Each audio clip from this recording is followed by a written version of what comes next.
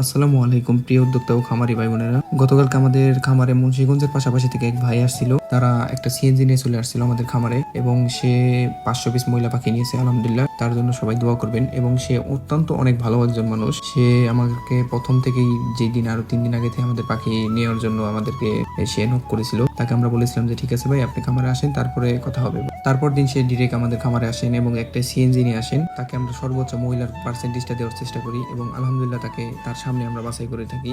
আর এইখানে যে দেখতেছেন যে আমার হাতে পানির পাইপ, এইটা হইতেছে আমরা পাখিগুলা ভিজাই দিয়ে থাকি। দিনের বেলা কখনো ডেলিভারি দিলে আমরা পাখিগুলা ভিজাই দিয়ে থাকি, কেননা অতিরিক্ত তাপমাত্রার কারণে অনেক পাখি মারা যায়। এই পাখিগুলো যেন নষ্ট না হয়, এর জন্য আমরা পাখিগুলা ভিজাই দিয়ে থাকি। তো খামারদের কোনো টেনশনের কোনো কারণ নেই যে আমি পাখি কিসের জন্য ভিজাই, আমাদেরও একটা দায়িত্ব আছে। আর হইতেছে সে নিজেও আমাদের সাথে বাছাই করে নিয়েছেন আলহামদুলিল্লাহ। আর একটা জিনিস, সবসময় ব্যবসা করলে কথা কাজে সবসময় মিল রাখতে হয়। আলহামদুলিল্লাহ, আমি আমার তরফ থেকে আমি যতটুকু পারি সেটা চেষ্টা করি।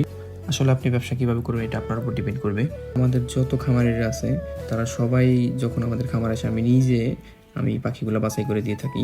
দেশে সবসময় এখন বেশিরভাগই নতুন খামারি হইতেছে, তো নতুন খামারিদের সবসময় হেল্প করতে হয়, তাদের সহযোগিতা করতে হয়। তো কখন কি দিতে হয় সবসময় আমরা তাদের পরামর্শ দিয়ে থাকি। আপনাদের যে কোনো বয়সী কোয়েল পাখি লাগলে স্ক্রিনে দেওয়া নাম্বার আপনারা যোগাযোগ করতে পারেন।